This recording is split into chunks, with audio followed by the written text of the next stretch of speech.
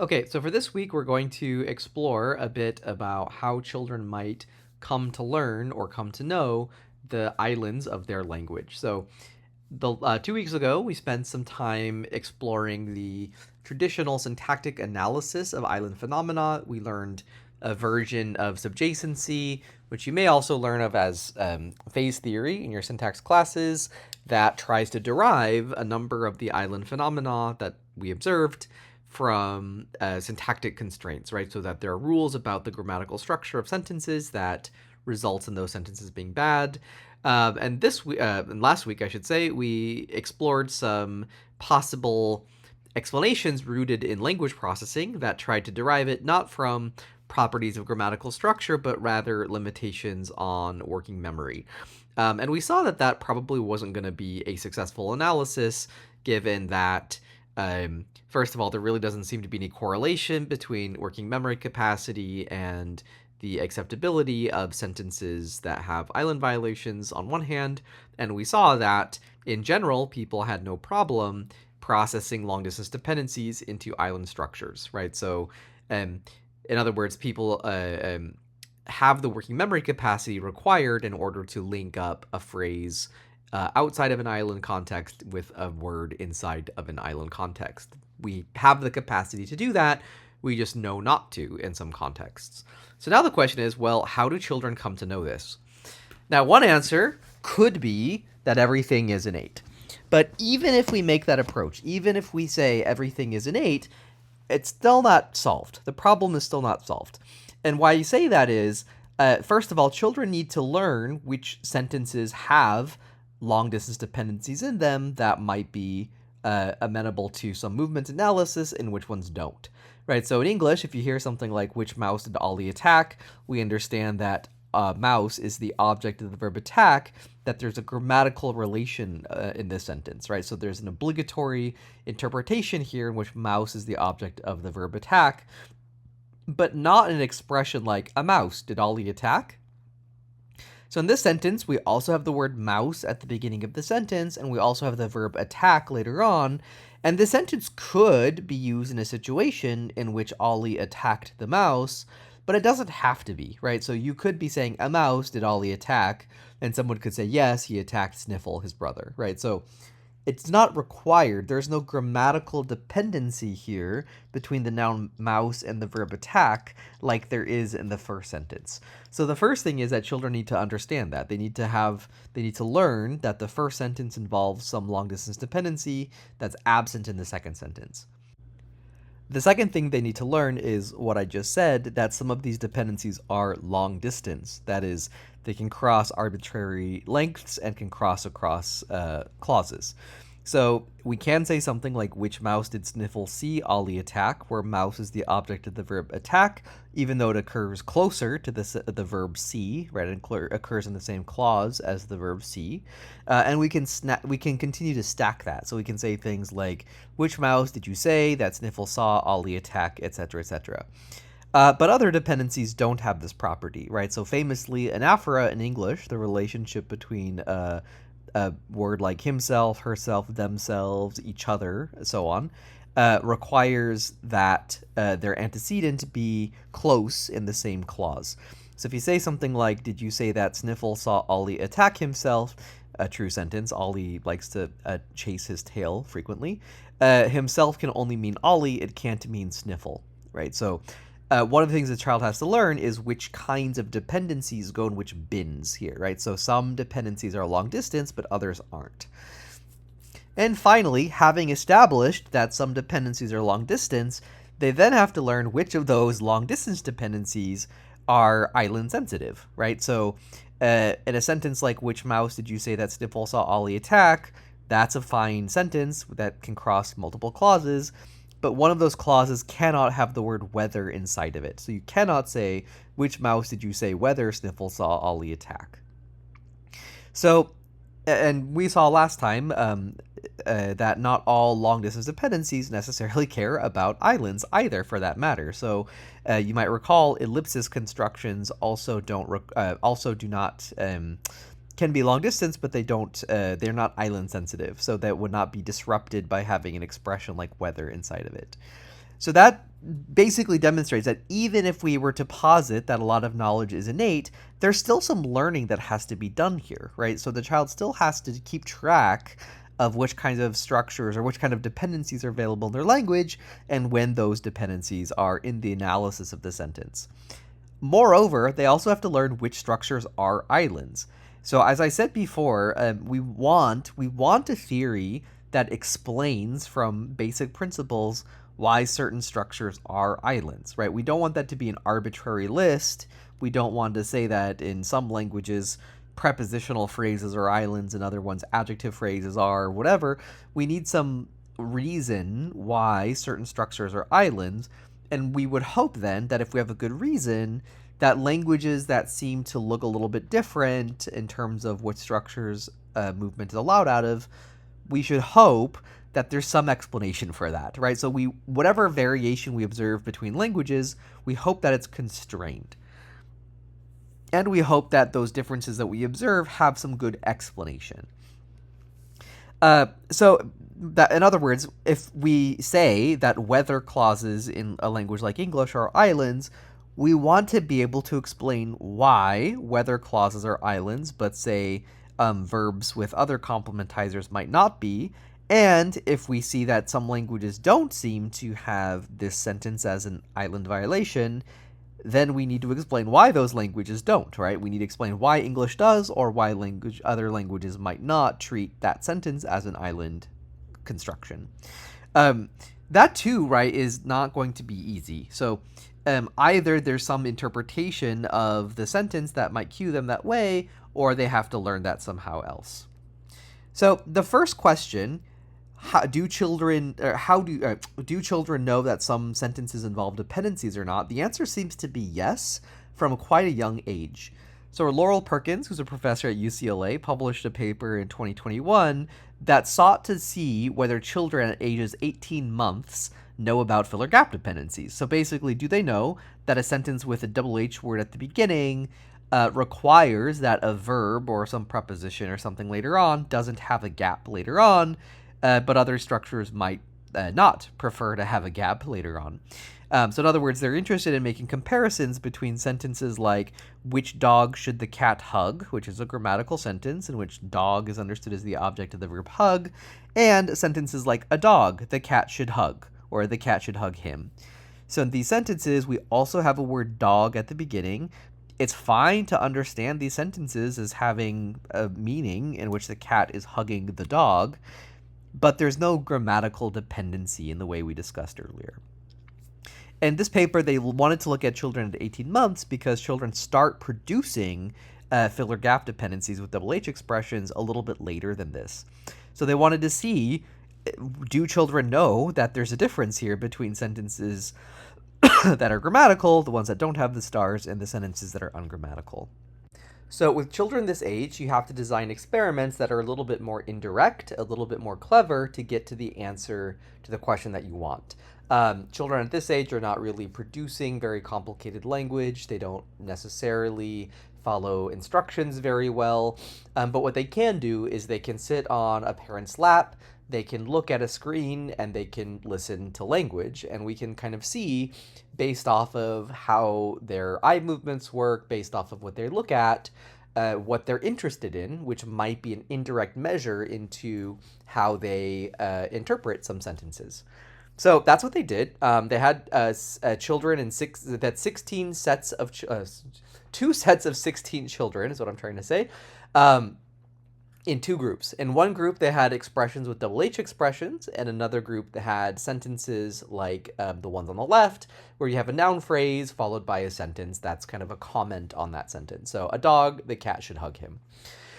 And the way that the experiment worked is that children sat on their parents' lap and they watched a little video of colorful shapes interacting and bouncing around, something of the type.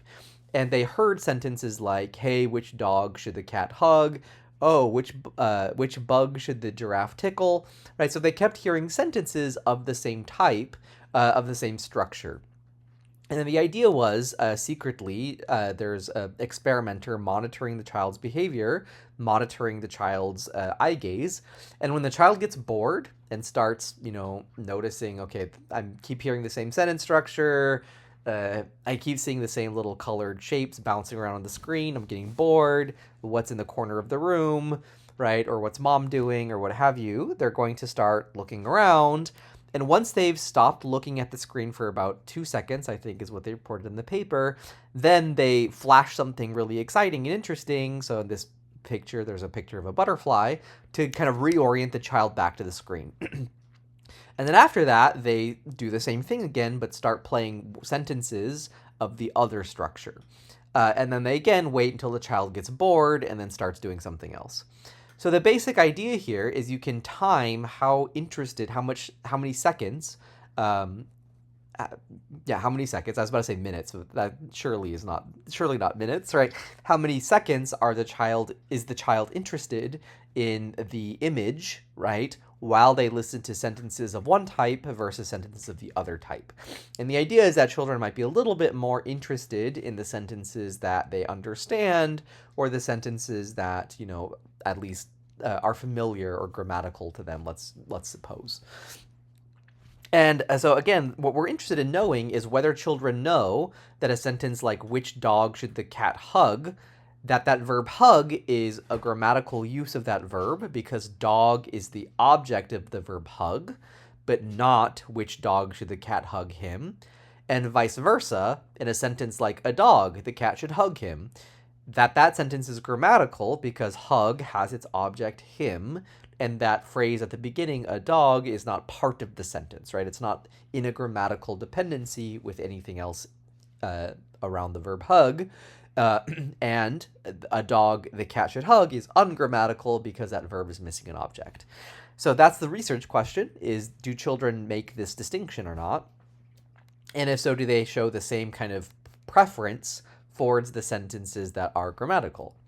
And the answer is yes. So at 18 months, we see that the children who are hearing the declarative sentences, so sentences like, a dog, the cat should hug him, and those same children also hear the sentence, a dog, the cat should hug, those children basically look at the sentences with the pronoun, with that extra noun phrase, about 25 seconds. 25 seconds longer than the sentence that doesn't have that object. And vice versa for the sentences that have the filler gap dependency. So if the child is used to hearing something like, which dog should the cat hug, then they're going to prefer the sentences in which that verb hug doesn't have an overt object, right? The object of the verb hug is the double H expression, which dog, at the beginning of the sentence. So that's the sentence that's grammatical. So therefore, children should be more interested in preferring that sentence. And again, they do. It's a little bit, about a 15, 20 millisecond, second preference in this case. So already by age 18 months, children already basically know that there are these things called filler gap dependencies, and they know that at least in English, double H expressions might go in that filler gap category. Yeah. The next thing you might be wondering is, we've spent a lot of time talking about the active dependency formation, right? The psycholinguistic process that says we should pursue a particular interpretation of a filler gap dependency as soon as we hear a verb or a preposition. So something you might wonder is, do children do the same thing? So we've just established that 18-month-olds might know something about double H dependencies in English. Do they process them like adults? So that was a study that was pursued by Emily Atkinson and colleagues. Also Matt Wagers, Jeff Lids, Colin Phillips, and Akira Maki, who are all names that you have now heard multiple times in this class. And they wanted to know whether children ages 5 to 7 process filler gap dependencies in basically the same kind of way as adults do. So these are older children. You'll notice we are looking at a much older group at this point, and that's because we're interested in understanding how children process sentences. So we're interested in sentences that are complex and that might require some instructions for the child that might be a little bit tougher than what an 18-month-old might be able to do. And we also need children with sufficiently sophisticated performance capacity, right? We need them to be able to process those sentences as they hear them. So we need children with enough working memory capacity, enough attention, and enough maturity to follow instructions for this task. So that kind of forces us to look at slightly older ages. And the task is a visual world paradigm. So this is again an experimental task that you can do with children or adults. And so for that reason, they have children, 45 children, ages 5 to 7, and also 24 adult controls. Uh, and this task also just basically requires listening to some language and watching something on a screen.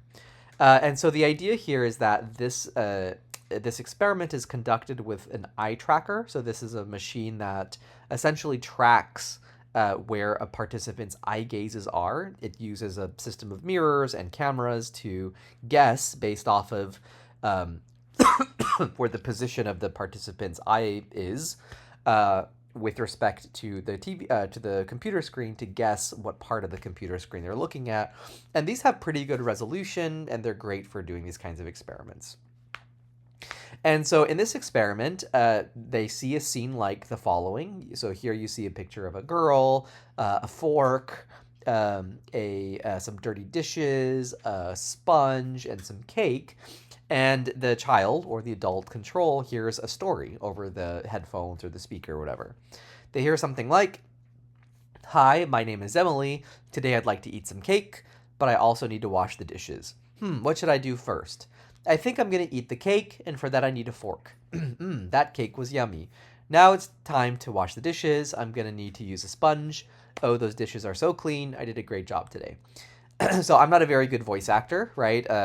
When you do these experiments, you usually have someone's voice that's a little bit more engaging, a little bit more child-friendly, right? And, they put on a good show. I'm just reading the text that's on the screen. And so what you notice in this story is that two things happened. Emily ate a cake, and she used a fork to do the eating, right? So the patient or the theme of that verb eat is the cake, and the instrument of that eating is the fork. There was another event in the sentence, which is the cleaning of the dishes, right? So the cleaning event had as its patient or as its theme the dishes, and the instrument, the tool that Emily used to wash the dishes, was the sponge. So this means that there's two events that someone might ask a question about, and there's two parts of the event that we might ask about as well. The theme, the thing that got the action done to it, the cake was eaten, the dishes were washed, or the instrument, the thing that was used for the event. So the fork for the eating or the sponge for the cleaning. And the questions are, can you tell me what Emily was eating the cake with?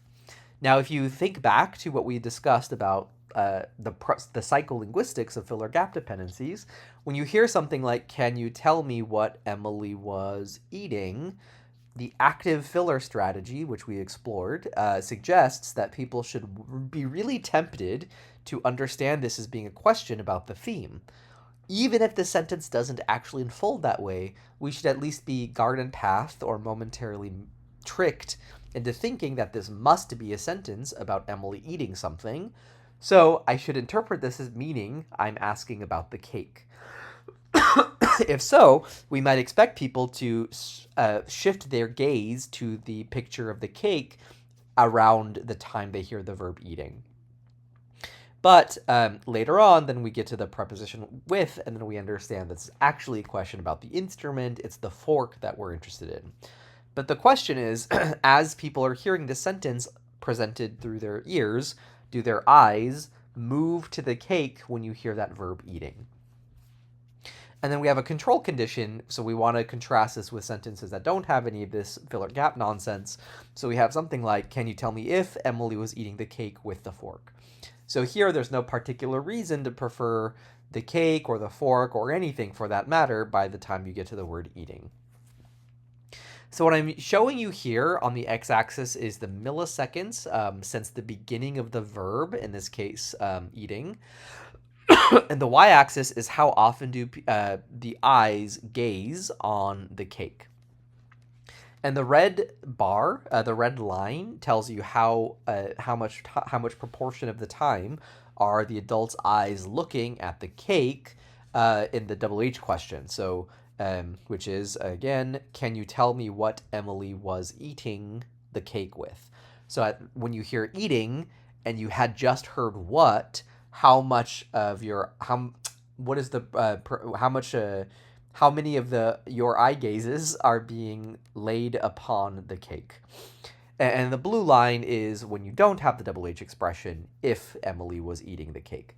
And what you see for adults is around 400 milliseconds after you hear eating, about 40% of the time, our eyes as adults are looking at the cake. But if you don't have that double H expression, you are looking at the cake a little bit less, about 20% of the time. So that seems to suggest that you have a preference to look at the cake when you had heard what earlier, right? So the idea is when you hear what, you're thinking, okay, I'm looking for the theme of this verb, and I got to the verb eating. I know what the theme is. The theme is the cake, yeah? But if you have the if instead, you don't necessarily know that the theme is the most important thing to think about. Children don't do this. Children give us a pretty flat eye gaze figure here, right? So we see that about 20% of the time they're looking at the cake, and that doesn't really matter if they're looking at the cake because they heard the word what or if they heard the word if earlier.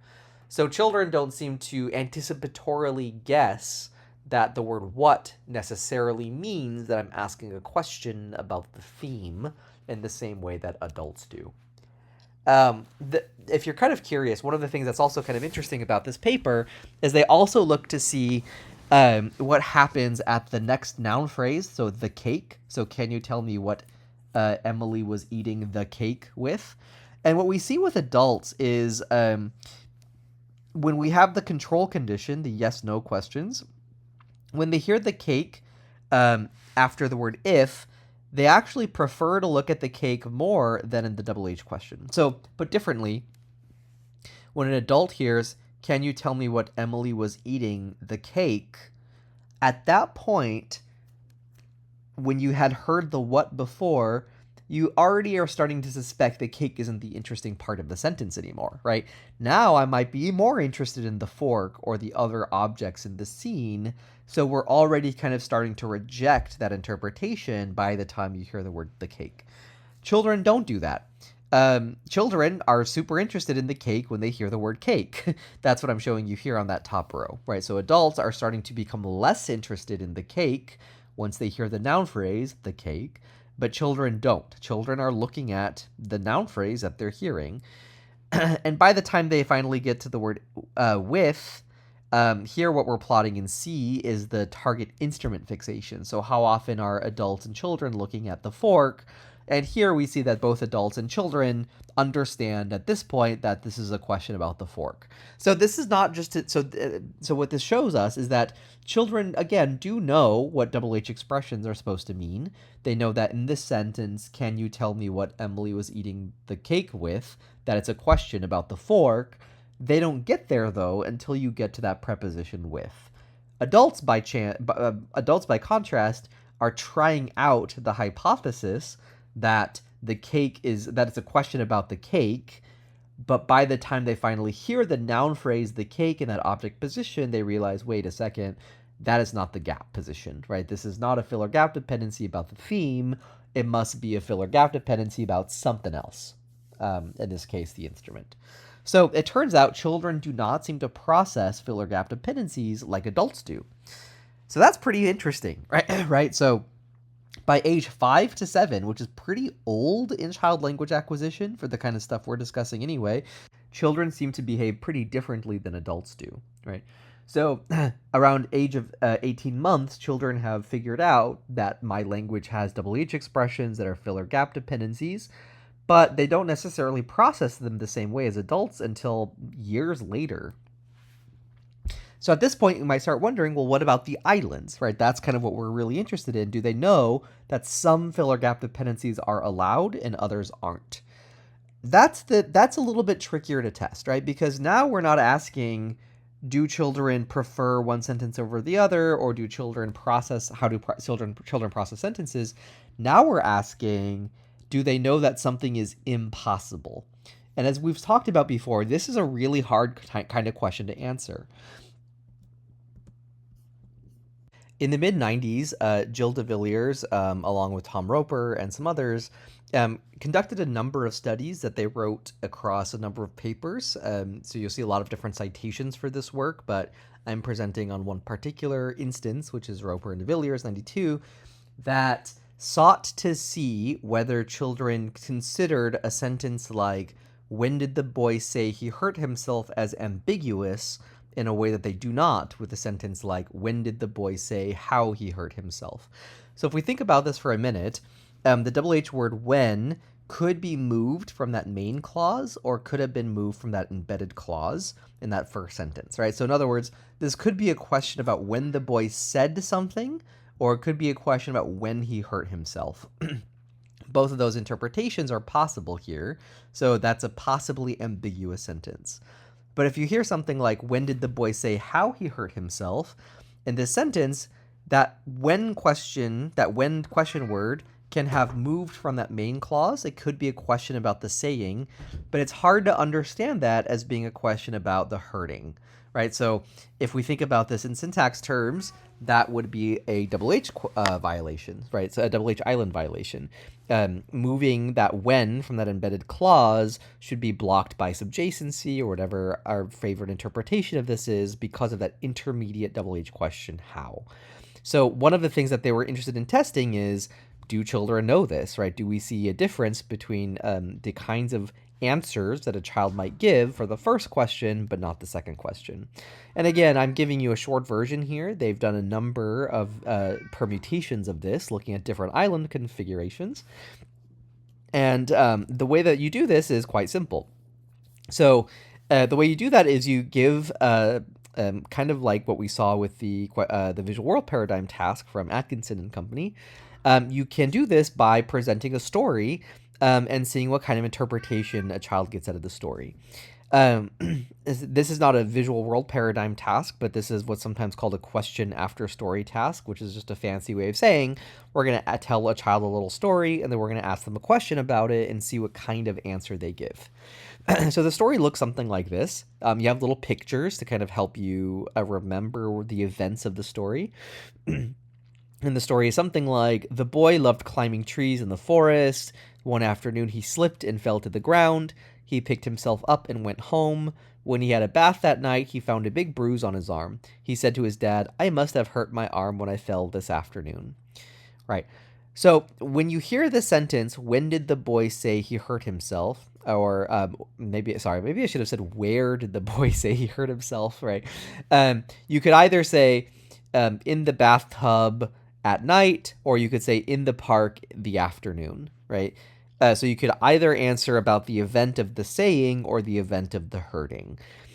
But if you hear something like, "When did the boy say how he hurt himself?" in this context, it's really unusual to answer that question by saying in the park this afternoon.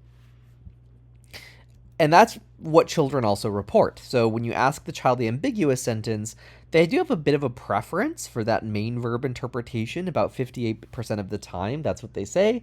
But that embedded clause interpretation is a little bit less frequent. But it's not zero. It's about 36% of the time. But that shifts pretty dramatically when we insert that intermediate double H question, how. Once we do that, now suddenly the sentence really seems to be preferred to be understood as a main clause question. Now, the reason why this work has been written up a number of times and there's lots of intrigue about this is you might notice that you're missing a good 40% of the data here in that second sentence. And there is some interesting facts about the kinds of mistakes children make that are also dispositive of the kinds of interpretations they give. But nonetheless, what we can show is that children understand that that second sentence cannot be a question about the hurting event. So that seems to suggest that around ages 3.5 to 6.5, children know what the range of grammatical filler gap dependencies might be. So they learned that their language has filler gap dependencies around 18 months, somewhere around 3 to 6. They seem to evidence knowledge of the islands, and then sometime towards the end of that is when they start processing the data, like an adult. By the way, you might notice at this point, right, that this is further evidence that these reductionist claims that we were discussing with Sprouse, Wagers, and Phillips might be a little problematic if children know how islands work without actually showing the kind of processing mechanisms that adults have. So I want to now talk, well, how could children learn this? Well, as we said before, even saying that it's all innate is not a total solution to that question, right? So even if we were to say that all of this material is innate, it's part of the grammar, children still have to know which structures get assigned, which sentences get assigned which structures, and then which structures are islands in their language. Ideally, a lot of that could be innate, but we know it can't all be innate, right? And as we said before, they also have to learn things about, well, which sentences have the WH questions in the first place. There's a lot to learn here, right? You have to learn how your specific language works and the details of your specific languages. Well, as we said before, it's very difficult to imagine how you could learn stuff that's not grammatical, especially if that grammatical stuff doesn't pop up very often in the input. But one possibility is the indirect negative evidence idea that we've discussed quite a lot. And, put briefly, this idea essentially says children might be able to infer that some things are ungrammatical, not because they're taught that explicitly, but because they notice a suspicious gap, right? They notice that there are certain things that seem to be grammatical, and those seem to pop up in the input, the sentences that the child might be exposed to. But there might be something that then they could expect should be present in the input, but is suspiciously missing. And if something is suspiciously missing, one way to explain that is to suppose that it's ungrammatical. So to put this briefly, right, what we might want is we want a indirect negative evidence story in which we say sentences of type A, the grammatical ones, have enough of the right kind of evidence, right? So you hear enough of the right kind of sentences that tell you which mouse did you say that Sniffle saw Ollie attack is grammatical. So you see enough of the relevant types of sentences that then help you advocate for the hypothesis that sentences of type A are good, and then we should see very little evidence for a sentence of type B, right? So we should hear lots of cases of sentences in the category type A, but not very many sentences of category type B. So 3 problems kind of pop up at this juncture. The first is, well, first of all, how do we know that this model works, right? So how can we evaluate whether this model is working and what are the conditions for success? We'll talk about that in a second. The second thing is, what is this business here about lots of evidence, very little evidence? What does that mean exactly, right? So how can we evaluate what counts as lots of evidence or very little evidence or not enough evidence or just enough evidence? We already talked, I kind of gave you my opinion when we talked about the poverty of the stimulus. I often find when the debate turns into a numbers game, then it's a little less interesting than when we're talking about learning algorithms as such. But we still need to have some kind of benchmark, right? We still need to be able to put some number on the table or some way of guessing or estimating or evaluating that number, right? So what difference in quantity do I need between sentences of type A and sentences of type B?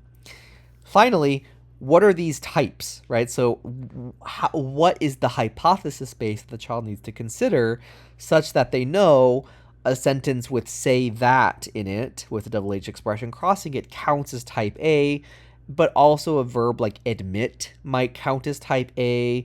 A null complementizer can count towards type A, whether doesn't, right? So what counts as type A, type B? What are the categories that we are binning our different sentences in the input in, such that we have enough numbers to meet the second criterion? Well, let's tackle these in order. So first of all, how can we evaluate when the model succeeds? Well, we already know how to do that. We now have a nice quantitative definition of what an island is, right? This is what we spent a lot of time talking about last week. The way that we can estimate this is we can first quantify the quote-unquote cost or the quote-unquote penalty of having some complex structure. So we can compare something like who thinks John bought a car versus who wonders whether John bought a car. And then we can also estimate the quote-unquote cost or the quote-unquote penalty of having a long-distance dependency. So now we can make sure that the gap for that double H expression is in the embedded clause, or it's embedded inside of some structure. So now we can compare that to what do you wonder, John, oh boy, I made the same typo I made last time. What did you say John bought, or what do you think John bought? So there should not be the verb wonder there. I keep making this mistake. Okay, having quantified that, you can then ask, how much worse is the actual island violation compared to what the expected value could have been? And the hypothesis here is the way that we might learn that something is an island is when we see that the acceptability assigned by this model looks like this, when we get the alligator mouths in some quantitative space. And the linking hypothesis is that we're going to suppose that the acceptability of a filler gap dependency is proportional to, derived from, a function of the probability of the filler gap dependency. So remember, anytime we talk about indirect negative evidence, we're talking about statistics. We're kind of building into the child some logic or some inference mechanism that is sensitive to frequency, it's sensitive to numbers, it's sensitive to probability. And the idea is that this alligator mouth that we've described before, right, this interaction effect, this super additive effect that says islands are worse than expected, the claim is that that's going to follow from some numbers that we can pull from the input.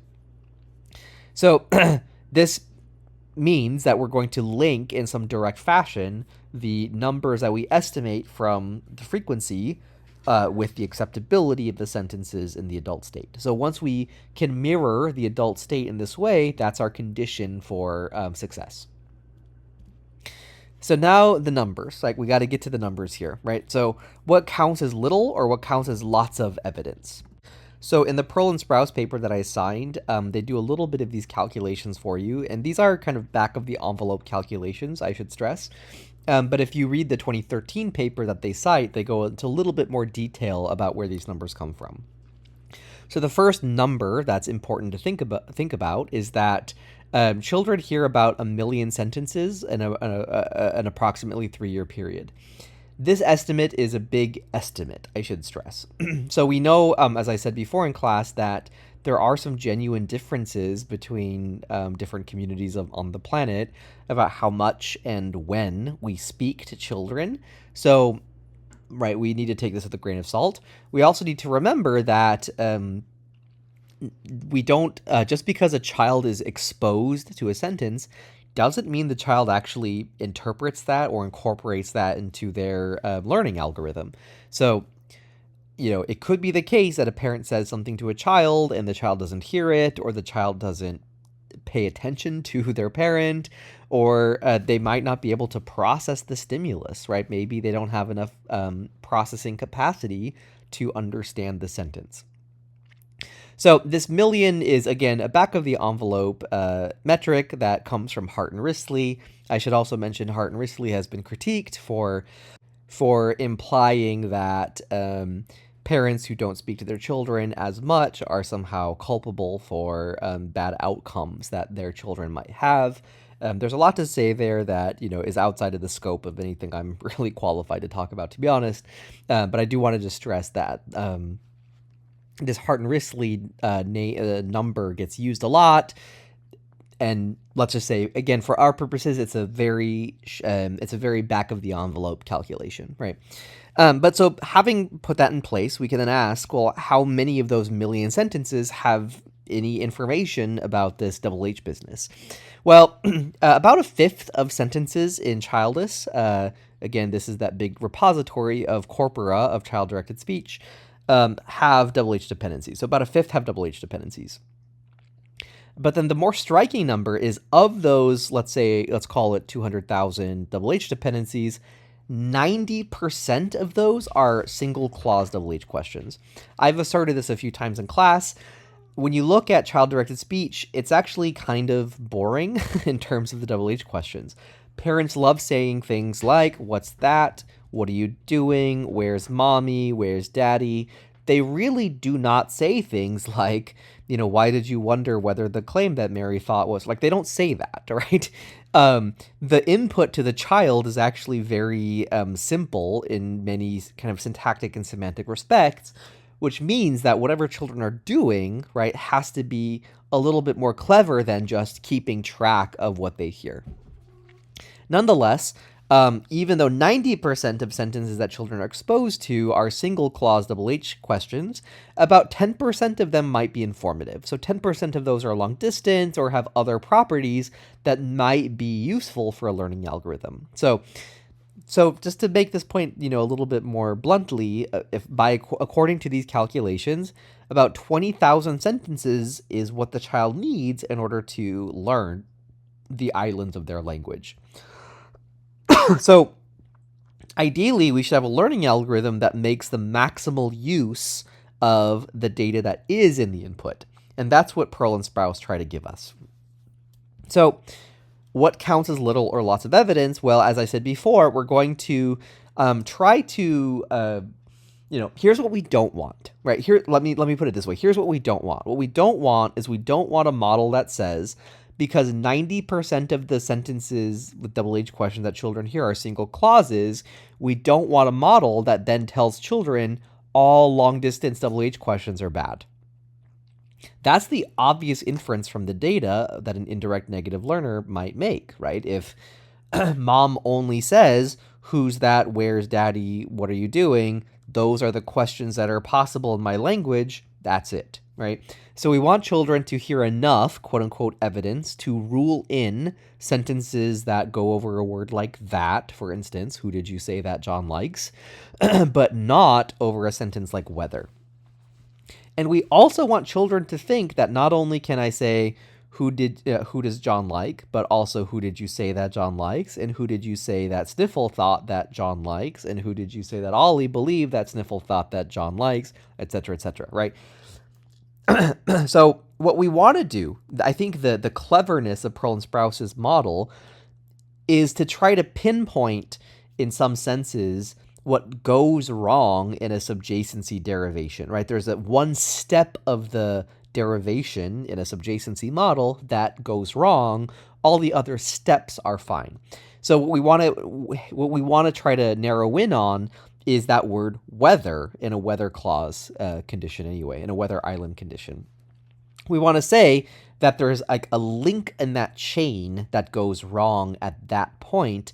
Maybe the rest of that chain is fine. Maybe the rest of the dependency between the double H expression and the gap is fine, but there's one link in a chain that goes wrong, and that's the reason why these are bad.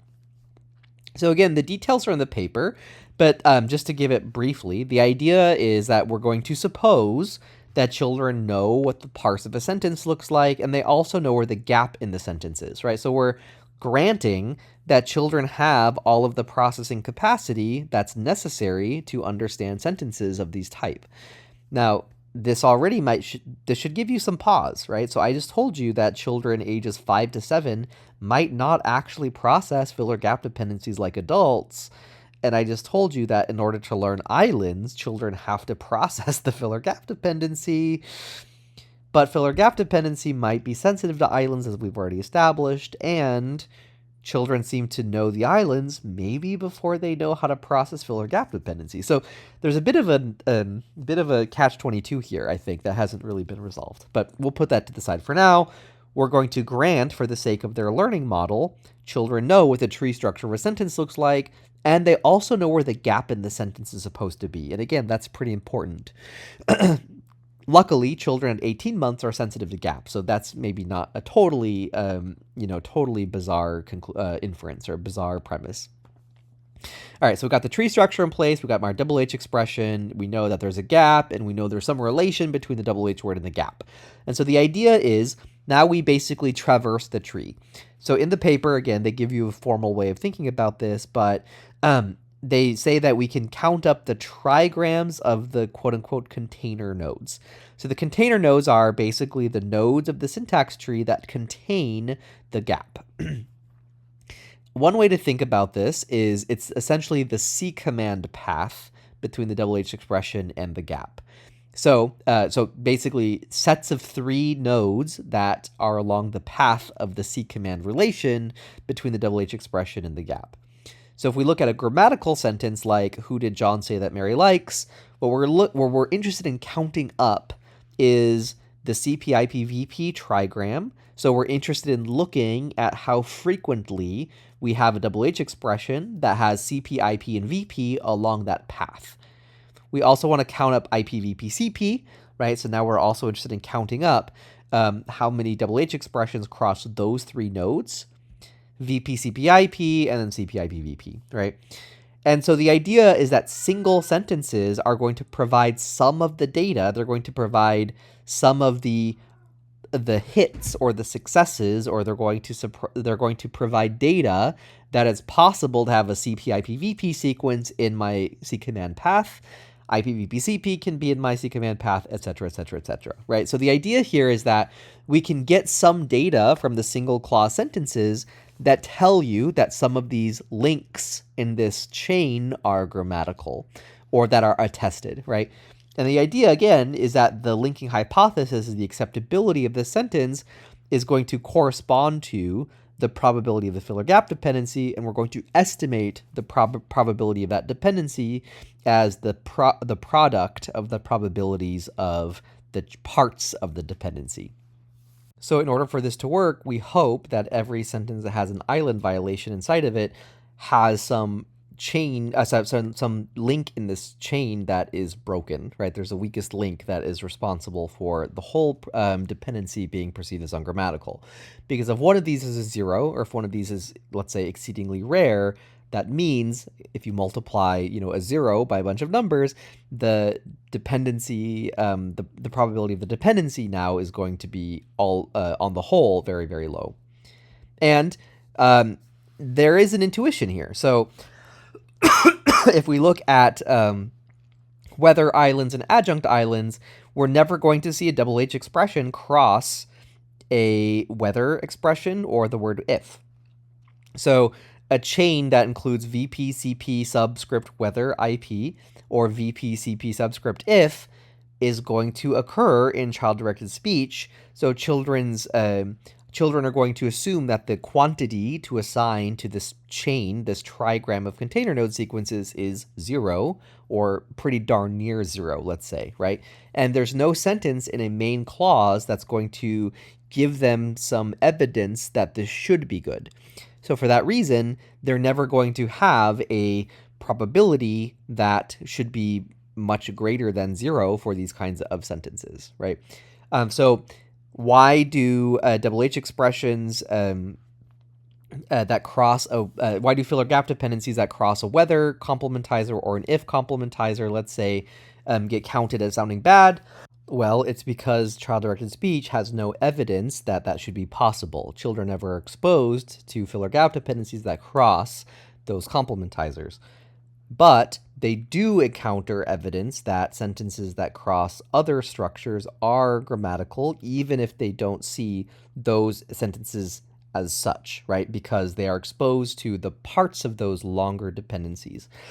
So children never hear sentences of the type, who did John say that Bill thought, that Mary thought, that John thought, that blah, blah, blah, right? They never hear these really, really long-distance dependencies, but those long-distance dependencies are composed of things that are attested in child-directed speech.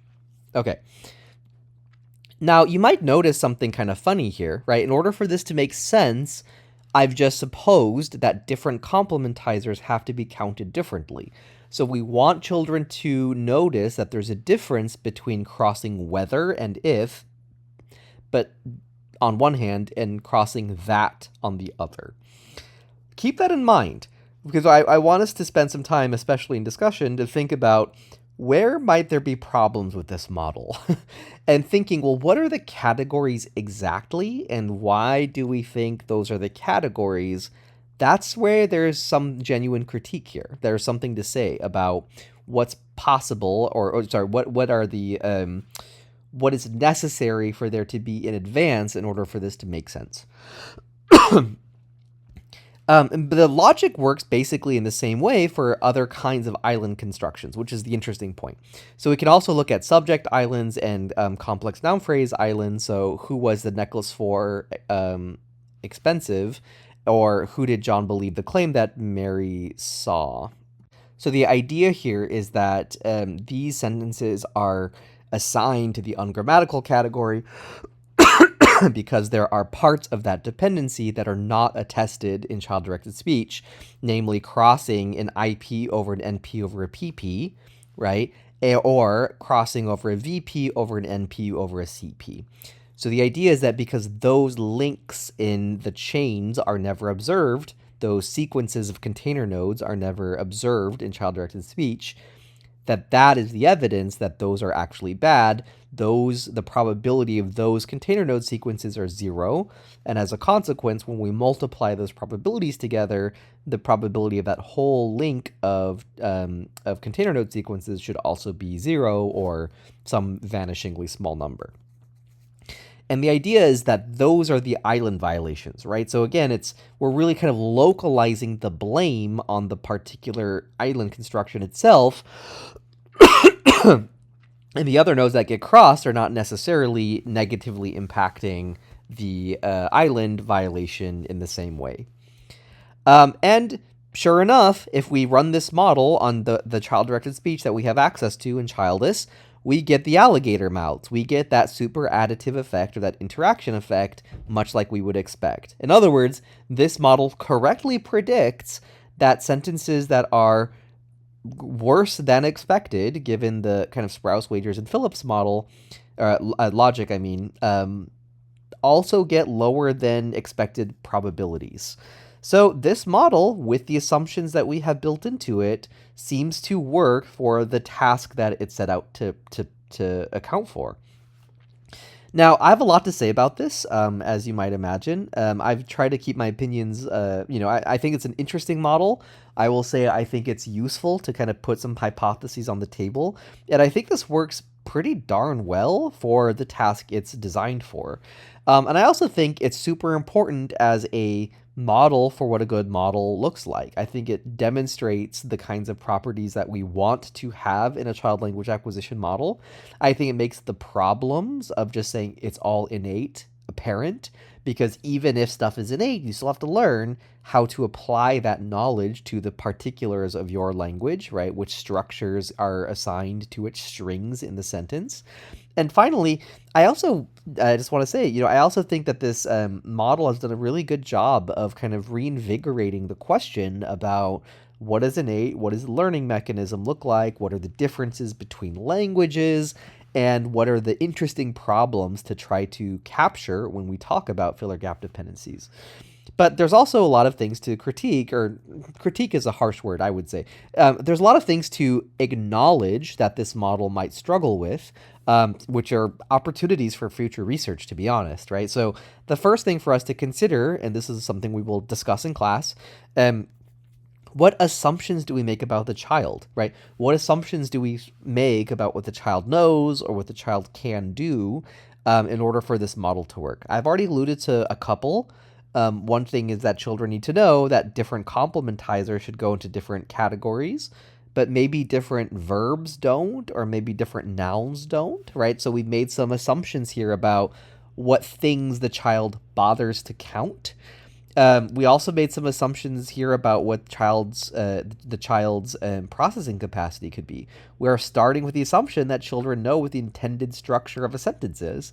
That's a pretty big assumption, especially since that's what we're trying to explain, right? We're trying to explain how children know what sentences can and can't be in their language.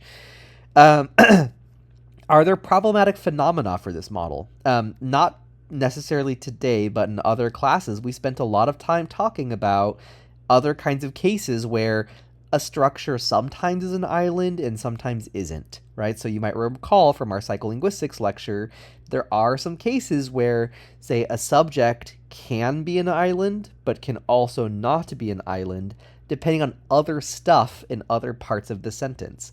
That's an instance where we might struggle for this Pearl and Sprouse model to explain why some structure could be an island or could not be an island from case to case. It's not the only thing that this model might have problems with. One thing that we've also acknowledged, right, is that not all sentences have, not all dependencies are sensitive to islands. That's kind of built into the data, right? That's built into the input in this model. But it's worth wondering, I wonder how often children are exposed to ellipsis constructions that are long distance. That is possible in adult grammar, but does the evidence that the child is exposed to support that? And if so, if not, rather, if so-n't, why doesn't the child infer that ellipsis is an island-sensitive dependency? And finally, what's missing, right? So are we missing some crucial element of the problem that is just not really part of this explanation? So for instance, are there patterns that we see between languages that we're not accounting for?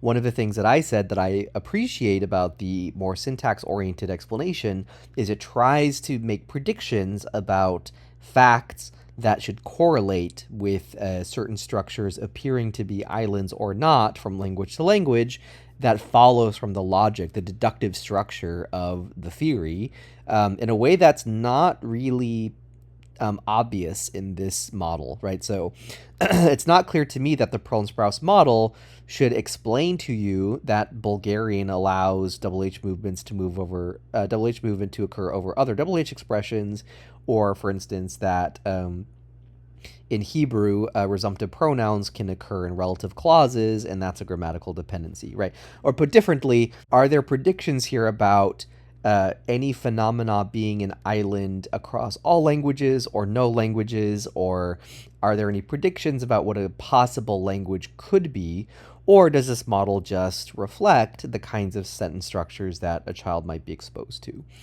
And to give them credit, if you look at the original 2013 paper that Pearl and Sprouse wrote, they address all of these points. I think in some senses that's kind of the point on the point of the paper, I would argue. I know John Sprouse and Lisa Pearl personally, and I they are people who understand grammatical theory. They understand what the generative linguistic program is all about, and I think for them, they are maybe trying to say, like, here's one way we could have a learning system that seems plausible, and even still, we still have to have some stuff built into the child, but we can try out different hypotheses about what that could be. It could be that children are just born knowing that weather clauses are islands, but that might be learnable. That might not be a poverty of the stimulus problem necessarily, but other things might be, right? So I think that's the game that they're playing, is they're saying, here's a formal model, here's an explicit hypothesis that we can test, but in order for that hypothesis to test, there has to be some knowledge antecedent, and there has to be some processing ability that's already in place. And I think that's, where we can actually learn something about poverty of the stimulus and what could be in universal grammar.